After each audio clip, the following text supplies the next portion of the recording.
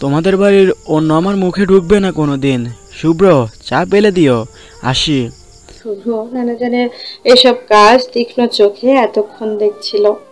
এবার আর সহ্য করতে না পেরে হাতে চেপে ধরলেন।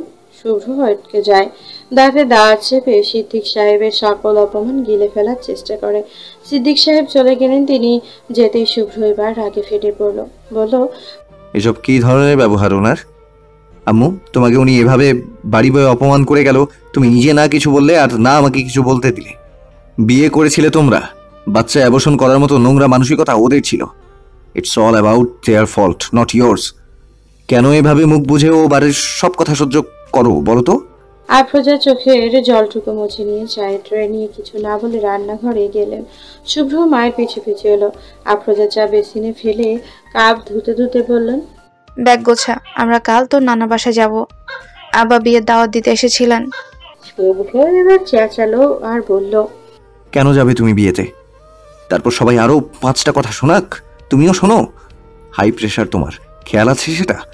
যদি কিছু হয়ে যায়? কি হবে, বেশি মরে যাব? আফরোজা কথাটা হেসে হেসে বললেও শুভ্রর কাছে মোটেও কথাটা একটুও ভালো লাগলো না।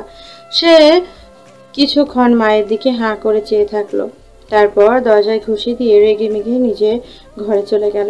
আফরোজা বুঝতে পারলেন শুভ্রর সামনে দুনিয়ার সবচেয়ে জঘন্য কথাটা বলে হয়ে গেছে।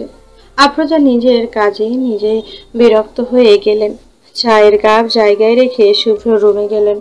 শুভ্র লাইট বন্ধ করে শুয়ে আছে বিছানায়। আফরোজা যেতেই শুভ্র পাশ ফিরে গেল। আফরোজা হাসলেন। ছেলের মাথার পাশে বসে আলতো করে চুল হাতে রাখলেন। শুভ্র রাগ দেখিয়ে শোনায়, আম্মু, আমি ঘুমাবো, তুমিও যাও।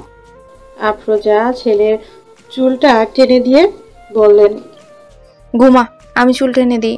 সারাদিন রোগীদের সাথে থেকে চুল থেকেও হসপিটালে গন্ধ আসছে।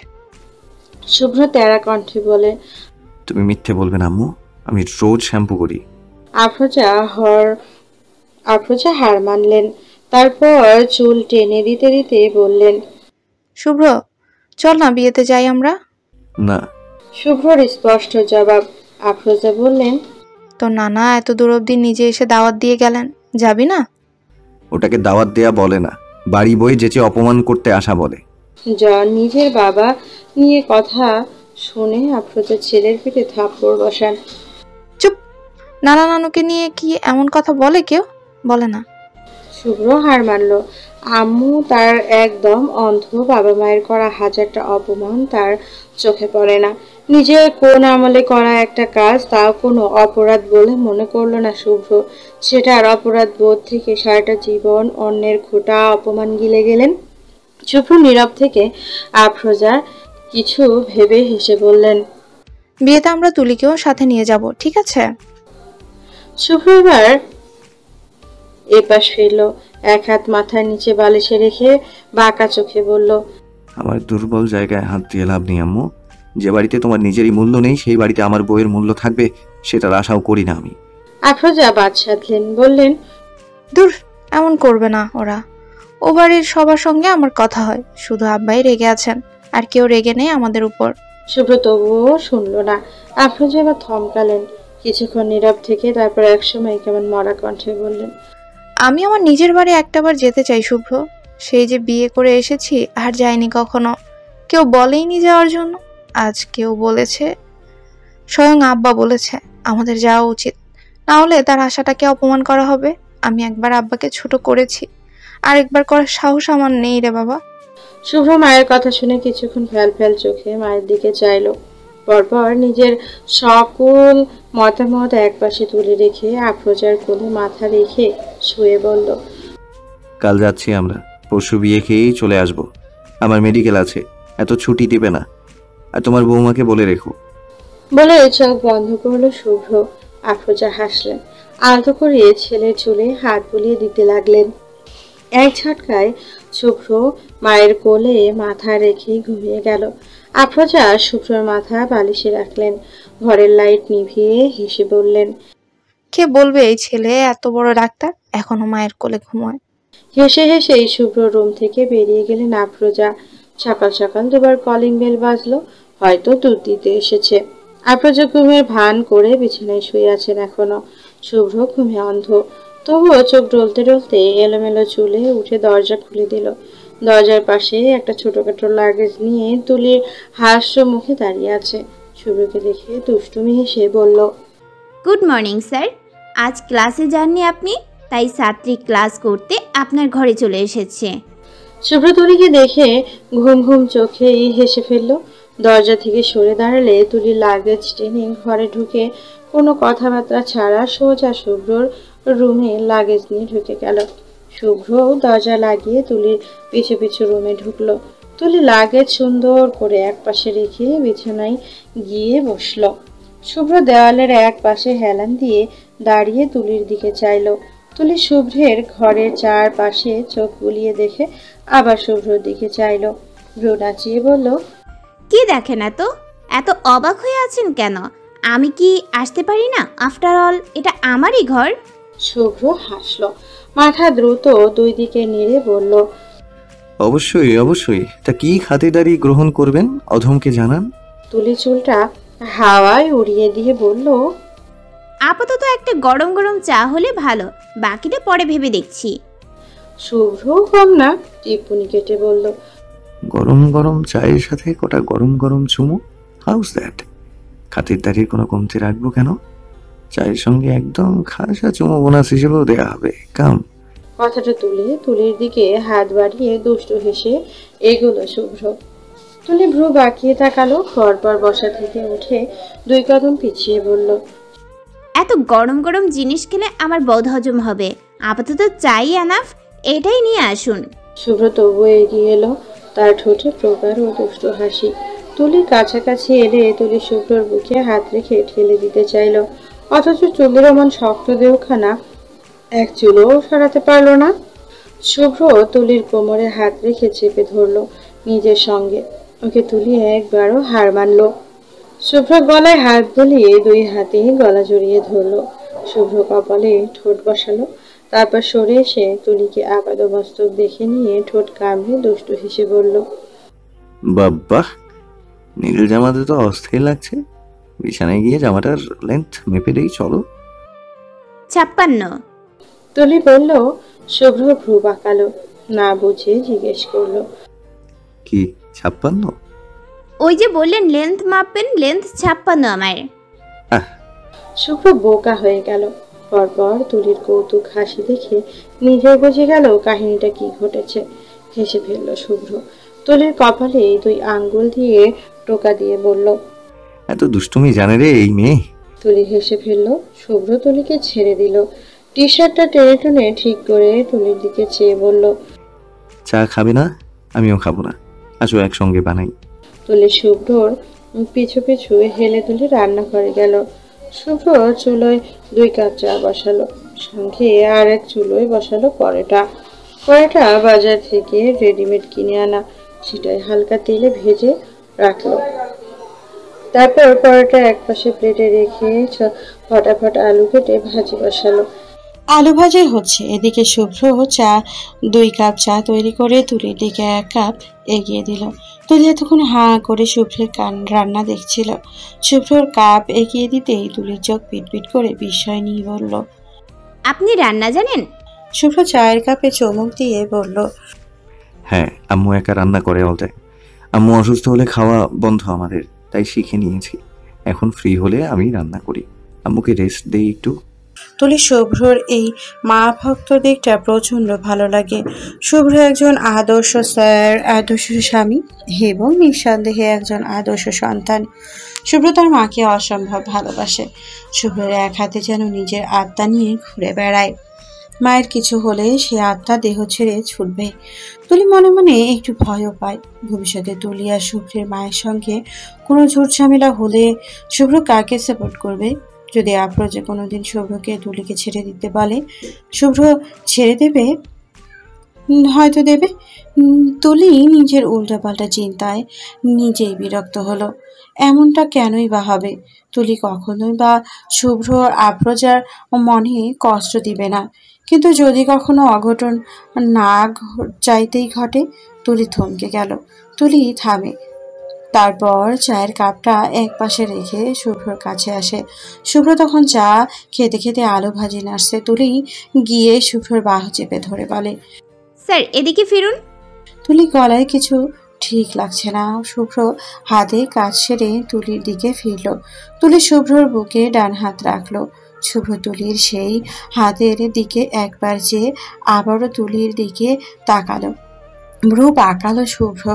তুলি থামলো। গলা ভিজিয়ে হঠাৎ করে জিজ্ঞেস করলো, আপনার আম্মু মানে আন্টি আমায় ঠিক কতটা পছন্দ করেন? সত্যি করে বলুন আমায়। শুভ্র এই ধরনের প্রশ্ন শুনে প্রথমে কিছুটা অবাক হয়েছে, পরপর তুলির আগ্রহ দেখে বলল, যতটা ভালোবাসলে নিজের একমাত্র ছেলেকে জোর করে তার মতের বিরুদ্ধে শুধুমাত্র তোমার উপর ভরসা করে বিয়ে করিয়ে দেন, ততটা পছন্দ করেন। তুলি শুনে থমকে যায় কিছুক্ষণের জন্য, পরপর আবারও একটা প্রশ্ন করে, আর আপনি আপনি আমায় কতটা পছন্দ করেন? তুলির গলা প্রশ্নটা করার সময় একটু কাঁপলো। শুভ্র হয়তো আন্দাজ করতে পারলো তুলির ভয়টা ঠিক কোথায়। শুভ্র থমকালো। তার ডান হাতটা তুলির গালে রাখলো। গরম হাতে গালে স্পর্শ করার সঙ্গে সঙ্গে তুলি কেঁপে উঠল। শুভ্র উত্তর দিল, আম্মু যেভাবে এতটা বছর ধরে আব্বুকে মনে রেখে দিয়েছে, যৌবনকালে স্বামী হারানোর পরও লোকের কথায় বিয়ের পিঁড়িতে বসেনি, আমিও তোমাকে ঠিক ততটাই ভালোবাসি তুলি। ভালোবাসা বোঝার পর তুমি আমার প্রথম এবং তুমি শেষ, শুনেছো? তুলি শোনে, গলাটা কাঁপলো বোধহয় খানিক। তুলি আবেগে নিজেকে সামলাতে না পেরে জড়িয়ে ধরলো শুভ্রকে। শুভ্র জড়িয়ে ধরলো। শুভ্র বুঝতে পারছে উত্তরটা তুলির মনোপুত হয়েছে। শুভ্র হাঁপ ছাড়লো, কিন্তু সন্দেহ করছিল। তুলি সন্দেহ করছিল মায়ের জন্য কোনোদিন তুলি শুভ্রকে ছেড়ে দেবে কিনা। অথচ শুভ্র জানে তার আম্মু যে সবসময় ছেলের সুন্দর এক সংসারের স্বপ্ন দেখেন, তার পক্ষে কোনোদিনও তুলিকে ছেড়ে দেওয়ার কথা মাথায় আসবে না। তুলি অবুঝ, ও এই বাড়িতে আসুক, কটা দিন গেলে হঠাৎ নিজেই বুঝে নিবে। হঠাৎ নাকে কিছু পোড়ার গন্ধ এলে শুভ্র তুলিকে ছেড়ে দিল। দ্রুত গিয়ে আলু ভাজি চুলো থেকে নামিয়ে নিল। পোড়া গন্ধে পুরো রান্নাঘর ছড়িয়ে গেছে। তুলি ঠোঁট উল্টে বলল, জ্বলে গেছে নাকি? শুভ্র আলু ভাজি নেড়ে ছেড়ে দিল, তারপর কাতর কণ্ঠে বলল, এভাবে রান্নাঘরে তোমার এত প্রেম পেলে তো বিপদ তুলি। ঘরের সবার তাহলে জলা খাবার খেতে হবে। ও গড! দুপুরের তীব্র রোদ গায়ে পড়ছে। সূর্যের তীব্রতাটা আজ অনেকটাই বেশি। শুভ্ররা তৈরি হয়ে নিচে নামছে। শুভ্রর গাড়ি পার্কিং থেকে বের করে সামনে আনলো। আফরোজা পেছনে উঠে বসলেন তুলির সামনে, আর শুভ্র ড্রাইভ করছে। গাড়ি চলছে। শুভ্র গাড়িতে ফার্স্ট সফট মিউজিক ছেড়ে দিয়েছে। তুলি জানালার দিকে চেয়ে আছে। আফরোজা আজ সাথে আছেন দেখে তুলি মাথায় ওড়না তুলে রেখেছে, কিন্তু বাতাসের ঝাপটায় ওড়না বারবার পড়ে যাচ্ছে। দেখা গেল তুলি এক প্রকার হিমশিম খাচ্ছে ওড়না সামলানো নিয়ে। আফরোজা পেছনে থেকে তুলির ওড়নার সঙ্গে যুদ্ধ করে দেখছেন, তাই তিনি আগে বাড়িয়ে বললেন, এই তুলি, ওড়না পরে রেখেছিস কেন এত গরমে? গাড়িতে আমি আর শুভ্র ছাড়া কে আছে? আর মাথায় কাপড় দেওয়া লাগবে না। শুভ্র এবার তুলির দিকে চাইলো, বলল, খুলে ফেলো প্রবলেম হলে। তুলি যেন হাঁপ ছেড়ে বাঁচল। মাথা থেকে কাপড় সরিয়ে গলায় জড়ালো। আফরোজা চোখ বন্ধ করে শুয়ে আছেন, ঘুমিয়েই পড়েছে বোধহয়। তুলি জানালার দিকে চেয়ে আছে। শুভ্র এই ফাঁকে আফরোজার দিকে একবার তাকিয়ে সতর্ক হয়ে নিল। তারপর বাম হাতটা দিয়ে আলগোছে তুলির নরম ডান হাতখানা চেপে ধরলো। সঙ্গে সঙ্গে তুলি সতর্ক হয়ে শুভ্রর দিকে চেয়ে পেছনে একবার আফরোজাকে দেখলো, না, ঘুমাচ্ছে। তুলি শুভ্রর দিকে চাইলো। শুভ্র এক হাতে গাড়ি ড্রাইভ করছে। তুলি ফিসফিস করে বলল, এত প্রেম গাড়িতে না দেখালে চলে না? শুভ্র আস্ত কণ্ঠে বলল, বেডরুমেই তো দেখাতে চেয়েছিলাম, সুযোগই দিলে না। শেষের কথাটা কাতর কণ্ঠে বলল শুভ্র। তুলি ভ্রু বাঁকিয়ে প্রশ্ন করলো, এমন করে বলছেন যেন কতদিনের উপোস আপনি। 2 সপ্তাহ 14 ঘন্টার উপোস আমি। তুলি বুঝলো না শুভ্রর কথা। কি শুনলো শুভ্র? তুলি প্রশ্ন করলো। 2 সপ্তাহ 14 ঘন্টা মানে? এবার শুভ্র এবার দুষ্টু হাসে। তুলির দিকে চেয়ে চোখ টিপে বলে, সাজেকের সেই রাতের কথা ভুলে গেছো? বৃষ্টি ভেজা রাত, ভেজা শাড়িতে তুমি, আমাদের গরম নরম হানিমুনের বিছানা। ওয়াও, আমি আর ভাবতে পারছি না এমন রাত বারবার আসুক। তুলি শুভ্রর এমন বেলাস কথা শুনে কেসে উঠল, থতমত খেয়ে বলল, অসভ্য পুরুষ, আপনার মুখে লাগাম দিন। লাগাম? কার জন্য দিব? তোমার জন্য? বউ না তুমি আমার? শুভ্র একের পর এক বেলাস কথা বলছে আর তুলি বারবার খিচে উঠছে। শুভ্র যেন আজ থামছেই না, সিজিমপুরের ন্যায় চলছেই তার বেলাস কথাবার্তা। তুলি তাই শুভ্রকে থামতে এক পর্যায়ে তেতে উঠেই বলল, আপনি যদি এখন দয়া করে চুপ থাকেন তাহলে আজ রাতে যেটা চাইছেন সেটা পাবেন। তাও চুপ থাকেন, আমার কান জ্বলছে। ও আল্লাহ! জন্মের পর শুভ্র নানা বাড়ি এই প্রথম এলো। মায়ের দুঃখের শুরুটা তার নানা বাড়ি ছিল বিধায় কোনোদিন এখানে আসার ইচ্ছেটাও জাগেনি। তবে আজ আফরোজা জোরাজুরিতে আসতে হলো। শুভ্র চৌধুরী বাড়ির গেটের সামনে দাঁড়ালো। আফরোজার কাঁধে হাত রেখে এগিয়ে গেল সামনে। তুলি পেছনে পেছনে আসছে। শুভ্রদের নানু বাড়ি খুব বিশাল, 20 ডিসিমেলের জায়গার উপরে করা চৌধুরী ভবন। তুলি বাড়িটা বড্ড বিস্ময় নিয়ে দেখছে। বাড়ির ভেতরে মস্ত বড় দুটো পুকুর, একটা পুকুরে কয়েকটা বাচ্চা গোসল করছে, আর একটা পুকুরে জাল ফেলা বাগানো আছে। তুলি এসব দেখছিল। অনেক বছর পর আফরোজা বাপের বাড়িতে এসে আবেগপ্রবণ হয়ে গেলেন। তার চোখ দুটো ছলছল করছে। আফরোজাদের বাড়ির ভেতরে ঢুকতে দেখে চৌধুরী ভবনে হইচই লেগে গেল। দৌড়ে কটা মেয়ে ফুপু বলে আফরোজার পাশে ঘিরে ধরলো। পেছন পেছনে এলো ভাইয়ের বউরা। সবাই আফরোজাকে বড্ড আদর করছেন, হালচাল জিজ্ঞেস করছেন। আফরোজার কথায় এই কি বলছে বলার আছে? সে তো মাতোয়ারা বাড়ির সবার আচরণ দেখছে। এক পর্যায়ে সবার নজর গেল শুভ্রর উপর। শুভ্র তাদের তাকানো দেখে সালাম করলো। আফরোজা বড় ভাইয়ের বউ ফাহিমা এগিয়ে গেলেন, শুভ্রের মুখটা আদর করে দেখলেন। তারপর হেসে আফরোজাকে বললেন, আমাদের শুভ্র তো খুব বড় হয়ে গেছে। তা আপা, ছেলের বিয়া দিবা না? বউ কবে আনবা ঘরে? আফরোজা কিছু বলতে যাবেন তার আগে শুভ্র হালকা হেসে তুলিকে কাছে আসতে ইশারা করলো। তুলি ধীর পায়ে শুভ্রর পাশে এসে দাঁড়ালো। শুভ্র পরিচয় করিয়ে দিল। মামি, আমার স্ত্রী প্রত্যাশা হোসেন তুলি। শুভ্র কথাটা সবার সাথে সাথে সম্পূর্ণ ঘর নীরব হয়ে গেল। ফাহিমা অবাক হয়ে তুলিকে দেখছেন। সবার চোখে তুলির ওপরে পড়তেই আপাদমস্তক কুঁকড়ে গেল তুলি। এভাবে তাকে দেখছে কেন সবাই? ফাহিমা কিছুক্ষণ পর হাসার ভান করে তুলির মুখটা ধরে বললেন, খুব সুন্দরী, শুভ্রর সঙ্গে মানিয়েছে। পাশ থেকে ছোট ভাইয়ের বউ উর্মিলা বসলেন।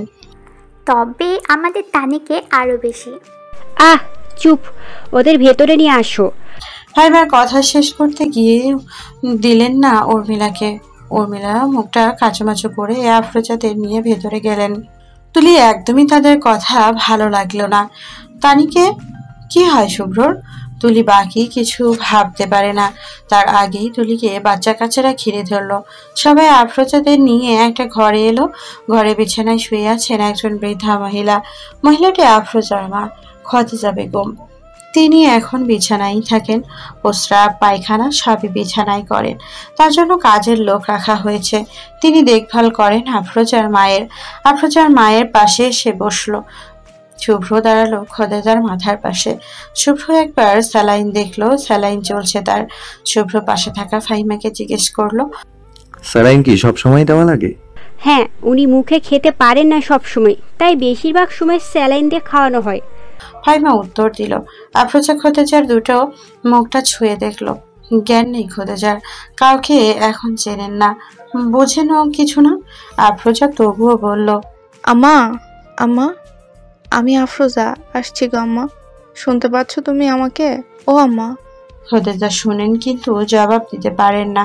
আফরোজা তবুও কথা বলতে থাকেন। শুভ্রকে দেখিয়ে বললেন, আম্মা, ও শুভ্র, তোমার নাতি, আমার ছেলে। শুভ্র এদিকে আই। শুভ্র এগিয়ে গেল। আফরোজা শুভ্র গা ছুঁয়ে ছুঁয়ে দেখছেন খোদেজাকে। তারপর তুলিকে ডাকলেন। আম্মা, ও তুলি, শুভ্রর বউ। দেখো তোমার বউ পছন্দ হয়েছে কিনা। ও আম্মা, শোনো তুমি আমারে। খোদেদার চোখ পিটপিট করে চোখ দিয়ে গোঙানি বের করা হলো শুধু। মুখ দিয়ে গোঙানি বের হলো শুধু। আফরোজা দীর্ঘশ্বাস ফেললেন। মা বাবা বৃদ্ধ কেন হয়? এদেরকে কখনো কোনো শক্তি দিয়ে চির যৌবনা করা যায় না? চৌধুরী বাড়ি দুপুরে বিশাল আয়োজনে খাবার দাবারের আয়োজন করা হলো। সিদ্দিক সাহেব মাত্রই বাজার থেকে ফিরলেন। তিনি ফিরতেই আফরোজা এগিয়ে গেলেন তার দিকে। সিদ্দিক সাহেব আফরোজাকে দেখে হাত উঁচু করলেন, গম্ভীর গলায় বললেন, এসেছো তবে? এই বাড়িতে সবার সঙ্গে তোমার মেশার অনুমতি আছে, শুধুমাত্র আমার আশেপাশে আসার কোনো অনুমতি নেই। এই ওদের খাবারে সাজাও।